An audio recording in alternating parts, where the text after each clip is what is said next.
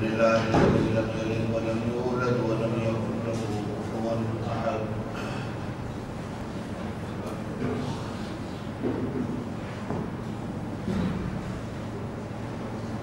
الحمد لله الذي لم يتخذ ولدا ولم يكن له شريك في الملك ولم يكن له ولي من الذل وكبره تكبيرا.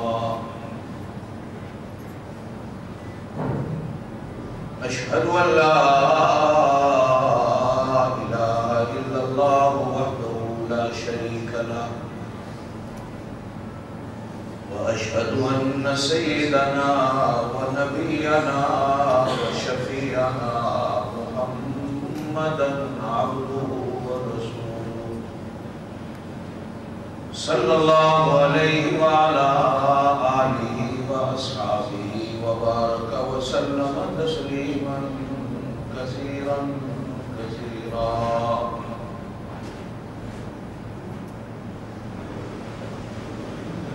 أما بعد أعوذ بالله من الشيطان الرجيم. بسم الله الرحمن الرحيم.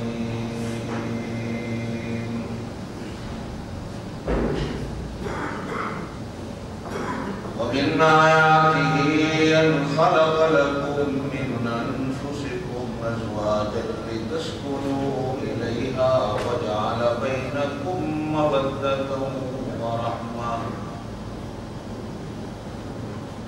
إن في ذلك لآيات لقوم يتفكرون.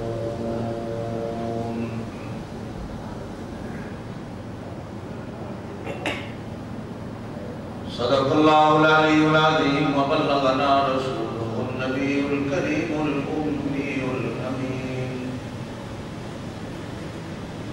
ونحن على ذلك لمن الشاهدين والشاكرين والحمد لله رب العالمين. اللهم صل على محمد وعلى آل محمد كما صليت على إبراهيم وعلى آل إبراهيم إنك حميد مجيد. اللهم بارك على محمد وعلى آل محمد كما باركت على إبراهيم وعلى آل إبراهيم إنك حميد مجيد.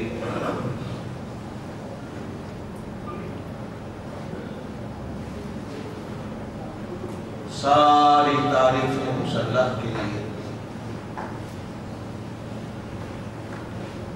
جس نے اپنے آپ کو ہر قسم کے رشتوں سے پاک رکھ کے ہمیں رشتوں کی تصویر پرویا ہے. لاکھوں کروڑوں درود و سلام اس پاک نبی پر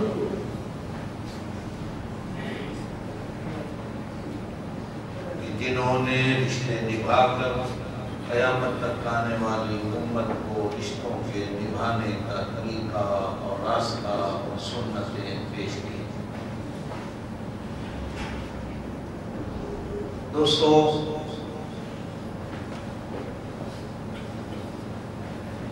میری بات آپ کو یاد ہوگی کہ ہمارا دین صرف نمازوں کا دین نہیں، ہمارا دین صرف حج زکوٰۃ روزے کا دین نہیں.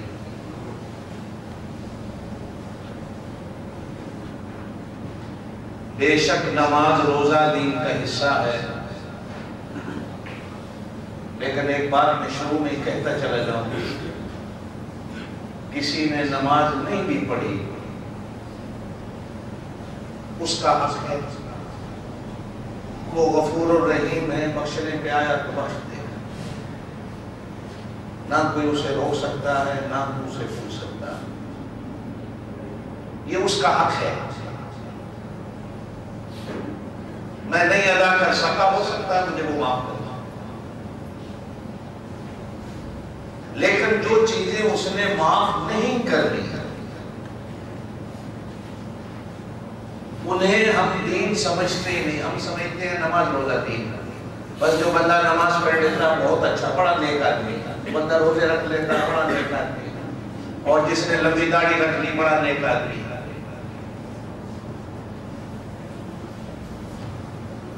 آیا دین کی وہ چیزیں، دین کا وہ حصہ جو اللہ کا حق نہیں ہوتا،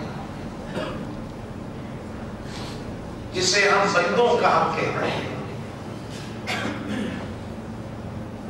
جسے میں اتنے دنوں سے آپ حضرات کے سامنے رشتہ داری کے نام کے ساتھ پیش کرتا چلا رہا ہوں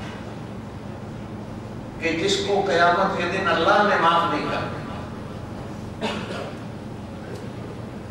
جب تک میرا وہ دوست، میرا وہ رشتہ دار، میرا وہ ماں باپ، میرا بہن بھائی، میرے بیوی بچے، میرا وہ مسلمان بھائی مجھے معاف نہیں کرے گا، اللہ معاف نہیں کرے گا.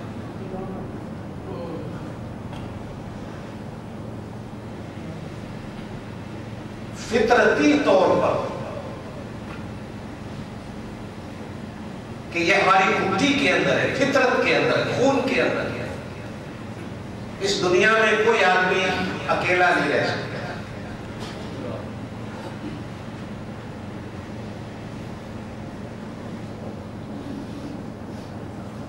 بلکہ سیانے سمجھدار لوگ کہتے ہیں کہ اکیلا درخت بھی اچھا نہیں ہے. جتنے گھنے ملے جلے درخت ہوں گے، جنگل ہوگا، باغ ہوگا، گلشن ہوگا، اتنا ہی اچھا انسان کو اس میں سکون ملتا ہے. بلکہ اللہ تعالیٰ نے، آپ سن کر حیران ہوں گے کہ قرآن پاک میں فرمایا ہے دنیا میں کوئی چیز اللہ نے ایسی نہیں بنائی جس کے اندر اللہ نے جوڑا نہیں رکھا. ہر ایک، حتیٰ کہ یہاں تک فرمایا گیا کہ ریت کے ذروں کے اندر بھی اللہ نے نر مادہ رکھا ہے، جوڑ رکھا ہے.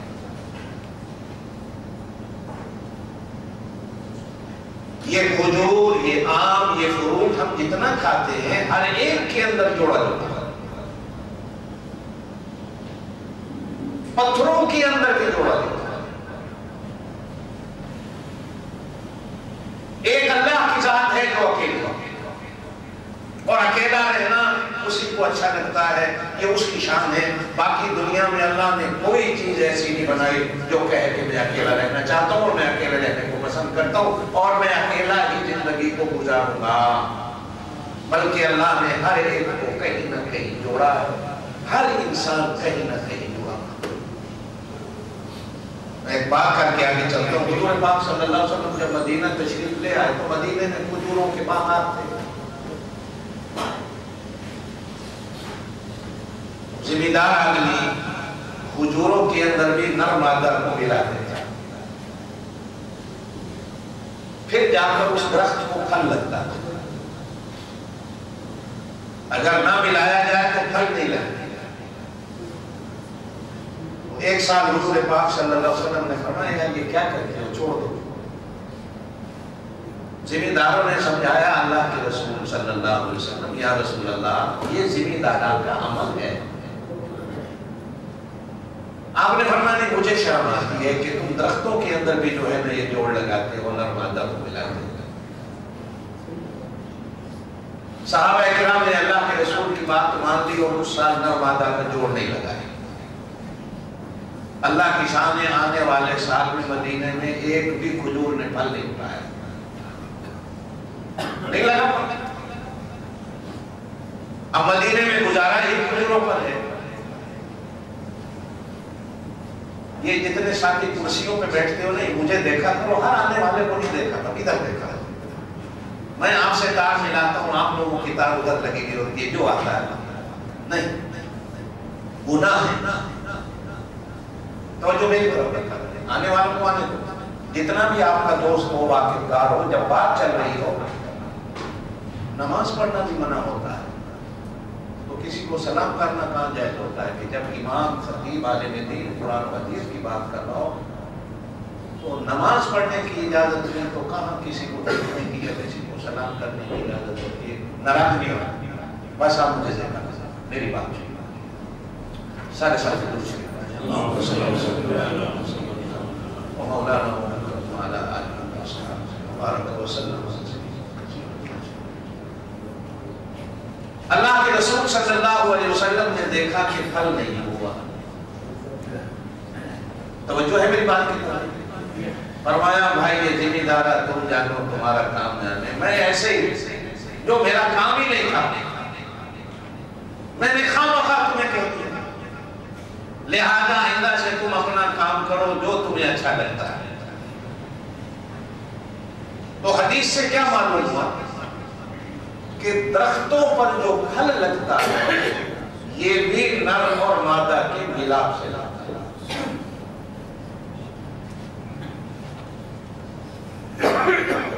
और मैंने एक बात समझाने के लिए, आपको याद होगा गुज़िश्ता से व्यवस्था जुमा अर्ज की थी कि लोहा वेल्डिंग से होता है, कपड़ा धागे से होता है, कागज गुलू से होता है, और दिल मोमिन का अल्लाह और उसके रसूल के हुक्मों से होता है। ये एल्फी है, दिलों को जोड़ देगी। आज हमारे दिल दूर क्यों है? बस मैं इसी पे आप अल्लाह के सामने बात कर रहा था बहुत सारे दिनों से। अल्लाह करे कि हमारे दिल जुड़ जाए, आमीन।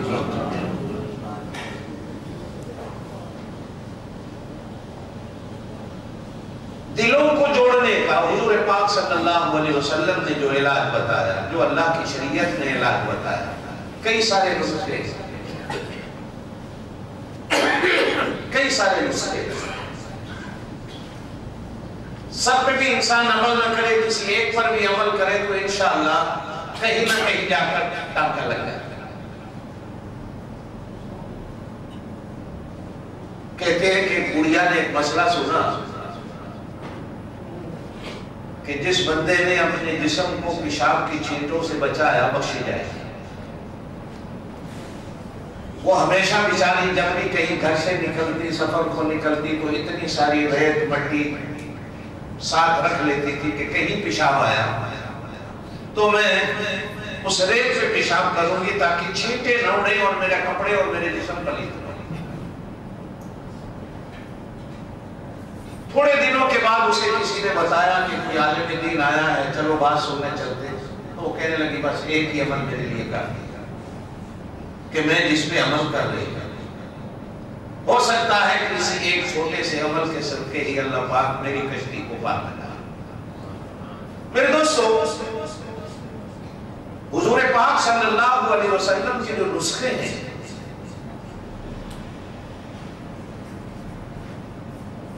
हमारा ध्यान उधर जाता है, हमारा ध्यान गलत रास्तों पर चल जाता है।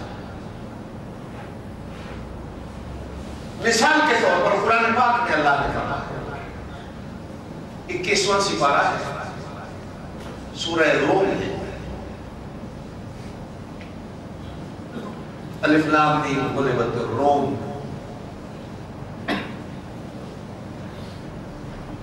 जो हुजूर पाक सल्लल्लाहु अलैहि वसल्लम पर सूरह रूम नाज़िल हुई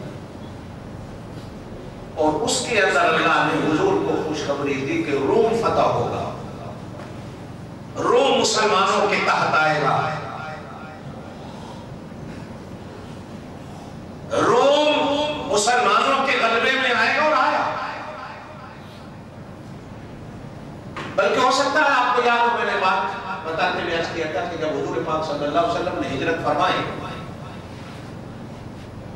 जब आप सल्लल्लाहु अलैहि वसल्लम की गिरफ्तारी का बहुत बड़ा इनाम रखा गया तो एक आदमी हुजूर को पकड़ने के लिए निकला जिसका नाम था सुराका। तो हुजूर सल्लल्लाहु अलैहि वसल्लम के बिल्कुल करीब जा पहुंचा, पकड़ने वाला था कि घोड़ा जमीन में धंस गया, उठा फिर घोड़ा भगाया, फिर धंस गया, फिर उठा भगाया, फिर धंस गया। तो आखिर में तीसरी बार अल्लाह के रसूल सल्लल्लाहु अलैहि वसल्लम को आवाज देकर कहता है कि मैं ईमान लाना चाहता हूँ, मुझे पता चल गया आप सच्चे अल्लाह के रसूल। तो हुजूर पाक सल्लल्लाहु अलैहि वसल्लम ने कलमा पढ़ाया, हदीस में आता है जब आपने उसके हाथ पकड़े, हाथों में हाथ दिया, तो हुजूर पाक सल्लल्लाहु अलैहि वसल्लम ने उसकी हथेलियों को देखकर कहा कि एक वक्त आएगा कि तेरे हाथ में रूम के बादशाह के सोने के कंगन आएंगे। कोई सोच सकता है ऐसा भी होगा? جب روم فتح ہوا سیدنا فاروق اعظم رضی اللہ تعالیٰ کے زمانہ خلافت میں، تو بعض کتابوں میں تو یوں بھی آتا ہے کہ جب حضور نے یہ بات کہی تو حضرت سراقہ نے کہا یا رسول اللہ مجھے لکھ کے دے